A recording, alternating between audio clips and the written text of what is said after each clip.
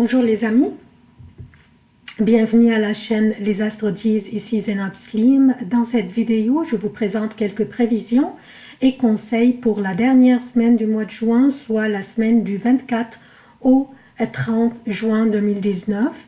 D'abord, j'aimerais souhaiter la bienvenue aux nouveaux abonnés de la chaîne et aussi demander aux amis qui consultent mes vidéos à travers ma page Facebook de vous abonner directement à la chaîne, s'il vous plaît, pour la soutenir. Sachez que la continuation de la chaîne dépend grandement sur le nombre des abonnés, donc il serait grâce à vous si la chaîne continue à exister. Comme d'habitude, je commence par un préambule qui concerne tous les signes, donc les prévisions qui concernent tous les signes, qui nous concernent tous. Ensuite, je passe aux prévisions propres à chaque signe. Je commence par les événements significatifs de cette semaine. Lundi 24 juin, la Lune entre dans le Bélier. Mercredi 26 juin, Mercure entre dans le Lion. Jeudi 27 juin, la Lune entre en Taureau. Samedi 29 juin, la Lune entre dans les Gémeaux et va y rester jusqu'au lundi 1er juillet, 21h24 pour le Québec et donc mardi 3h24 pour l'Europe. Pour les emplacements des planètes, durant cette semaine, Vénus est dans les Gémeaux, Mars est dans le Cancer jusqu'au 1er juillet.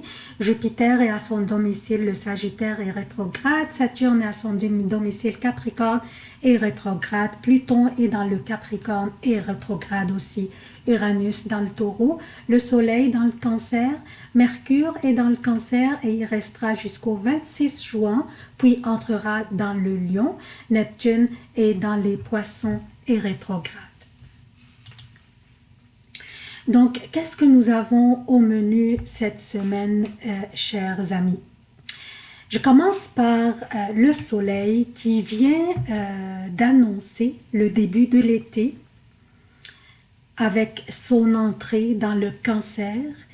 La saison des éclipses viendra à grands pas et commence par une éclipse solaire le 2 juillet en Cancer aussi, et dont on va parler en détail prochainement.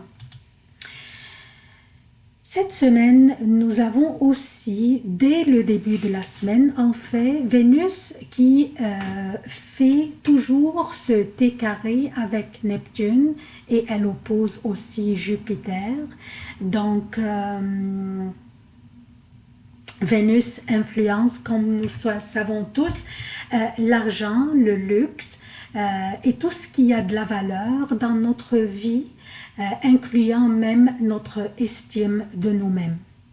Et ce carré que fait Vénus avec Neptune va influencer notre sensibilité et insécurité. Nous nous sentirions très sensibles à propos des regards des autres et on ferait face à des défis qui concernent soit notre argent ou notre estime de nous-mêmes. Nous pourrions prendre des mauvaises décisions à propos de nos finances, mais aussi ces défis pourraient être reliés à comment nous nous percevons et comment nous pensons que les autres nous perçoivent. Neptune représente l'évasion dans l'irréel, l'impressionnabilité, les rêveries, le virtuel et l'illusion, et il est chez lui dans les Poissons. Bien qu'il est rétrograde, mais son énergie est pas mal puissante chez lui. Neptune faisant ce carré avec Vénus, qui est dans le Gémeaux, réveillera en nous le doute de notre propre valeur et notre estime de nous-mêmes. Notre insécurité pourrait régner et nous nous sentirions vulnérables aux commentaires ou aux critiques des autres, ou même au regard des autres. Si nous voyons, je vous donne un exemple, si nous voyons d'autres personnes discuter discrètement, notre première pensée pourrait être qu'ils parlent de nous. Donc, Ça, c'est un petit exemple. Certains d'entre nous pourraient être concernés ou plus affectés que les autres. Tout dépend de l'expérience dans la vie, de l'âge et la maturité personnelle, ou même de la résistance à ces pensées négatives, et aussi le niveau de l'indifférence à ce que les autres pensent de nous. Cependant, ceux parmi nous qui sont vulnérables au niveau psychologique, ceux par exemple qui souffrent de l'anxiété ou de la dépression ou n'importe quelle autre maladie psychologique, pourraient être plus vulnérables que les autres, et cette énergie qui durera quelques jours jusqu'à la fin du mois de juin serait dangereuse pour eux. Alors, portez s'il vous plaît une attention particulière, soyez disciplinés à propos de la prise de vos médicaments par exemple, bien sûr s'il y a lieu. Donc aussi, portons une attention particulière au comportement de nos enfants et nos jeunes. Comme j'ai dit tantôt, l'indifférence à propos des opinions des autres se développe avec l'expérience et la maturité. Alors, nos jeunes pourraient être considérés vulnérables aussi, et ils pourraient avoir besoin de notre guidance pour traverser cette énergie de ces quelques jours qui viennent. Aussi, on pourrait avoir tendance à exagérer et dramatiser les situations et à amplifier l'importance des commentaires, et on serait très sensible, surtout que Mars est toujours dans le Cancer. Un petit truc pourrait nous aider à surmonter des situations difficiles serait de prendre un petit recul, prendre un papier et un crayon et écrire ce que nous ressentons pendant, comme émotion négative, par exemple. Je vous donne un exemple sur une émotion négative comme malaise, anxiété, stress, tristesse, etc. Ensuite, analysons la situation en nous demandant quelle serait la raison qui engendre cette mauvaise émotion. Et à la fin, poser les questions qui pourraient nous aider à remédier à la situation sans endommager notre image ou notre objectivité. Les questions pourraient être: est-ce que c'est si grave? Serait-il utile de réagir d'une manière conflictuelle? Quelles seraient les conséquences si je réagissais de telle manière? Est-ce que les autres qui sont impliqués dans la situation sont vraiment mal intentionnés? Ou c'est moi qui amplifie la situation? Posez-vous ces questions et je suis sûre et certaine que votre intuition vous guidera. Donc, on a parlé de Vénus et du T-carré qu'elle fait avec Neptune. Nous avons aussi cette semaine Mercure, l'énergie intellectuelle qui va changer de signe. Cette semaine, Mercure est une planète à suivre de près à cause de son effet sur notre prise de décision, sur notre quotidien aussi, sur notre interprétation de la communication, donc presque tout aspect dans notre vie qui implique la communication avec autrui. Mercure entrera dans le Lion le 26. Le 26, en fait, le 26 un peu tard dans la journée. Donc le 26, il sera dans le Lion. C'est la maison de l'amour, du plaisir et des créations. L'énergie du Lion est très confiante et très expressive. Et Mercure aime ça s'exprimer. Donc, une belle combinaison d'énergie et va nous rendre très expressifs et créatifs. C'est une très belle énergie pour les personnes qui travaillent dans le domaine de l'art et de la littérature. Donc, ce sont les événements les plus importants pour cette dernière semaine du mois de juin. On passe maintenant aux prévisions propres à chaque signe.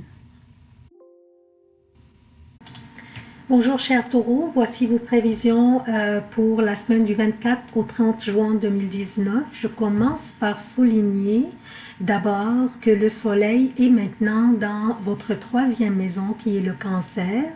L'emplacement de l'énergie du soleil dans cette maison vous favorise beaucoup car cette maison correspond à votre entourage immédiat ainsi que les frères et sœurs, et cette maison fait un aspect très positif avec votre signe à vous.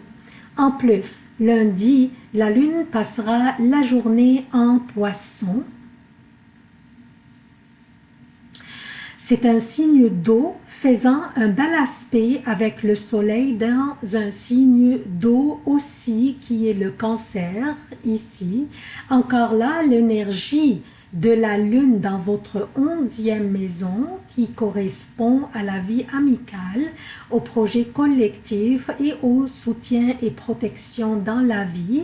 Donc l'emplacement de la lune dans cette maison vous favorise aussi et vous rend le centre de gravité de votre entourage. Vos habiletés communicationnelles seront au beau fixe. De très belles ambiances vous entourent et vous verrez les regards d'admiration vous entourent, alors profitez-en. Mardi, mercredi et jeudi jusqu'à 9h30 pour le Québec et mardi, mercredi et jeudi jusqu'à 15h30 pour l'Europe, la lune sera dans le bélier, soit votre 12e maison. C'est la période la plus faible de la semaine, cher taureau, je m'excuse. Durant cette période, l'aspect du carré de Vénus, votre gouverneur, qui est dans votre 2e maison, donc le carré que fait Vénus avec Neptune qui est dans votre 11e maison dans les poissons, donc dont je parlais des effets dans le préambule, pourrait un peu augmenter la platitude de ces journées. Vous serez sensible à tout commentaire que vous pourriez interpréter d'une manière négative ou que vous pourriez considérer comme critique, bien qu'il se peut qu'il ne le soit pas. Le conseil serait d'éviter les confrontations durant cette période et si un conflit s'imposait, ne l'escaladez pas et reportez toute décision importante aux prochaines journées. Je parle de jeudi après 9h30, vendredi et samedi jusqu'à 17h08 pour le Québec et jeudi après 15h30, vendredi et samedi pour l'Europe, la lune sera dans votre signe à vous, faisant un sextile avec le soleil dans votre 3e maison, comme vous voyez ici. Et là, la chance vous favorisera et vous sourira, cher taureau. Profitez de chaque instant de cette période et demandez et recevez. Une très belle énergie vous habitera et vous serez sous les feux de la rampe. Même vos erreurs durant cette période passeront inaperçues. La chance vous suit dans toutes vos démarches, alors profitez-en. Samedi après 17h, dimanche et lundi 1er juillet pour le Québec et dimanche et lundi pour l'Europe, la lune sera dans les Gémeaux, votre 2e maison où se trouve votre gouverneur Vénus qui influence le luxe et l'abondance et en plus elle oppose Jupiter. Vénus vous donnerait le goût de vous gâter un petit peu. Peut-être pas juste un petit peu, de vous gâter vraiment beaucoup. Faire peut-être des dépenses pour changer votre look ou peut-être vous acheter un nouveau portable ou un nouveau téléphone intelligent. Juste, je vous demande d'être attentif aux dépenses impulsives et posez-vous la question si vous en avez vraiment besoin. Si vous en aviez besoin de ces gadgets, achetez-les, mais sinon, ça serait mieux de vous abstenir. Aussi, portez une attention particulière à votre appétit, s'il vous plaît. C'est tout ce que j'ai pour vous, chers taureaux. Je vous demande votre soutien de la chaîne. Abonnez-vous, activez les notifications, aimez, commentez, partagez les vidéos. Merci d'avoir consulté cette vidéo. Je vous aime beaucoup. À la prochaine.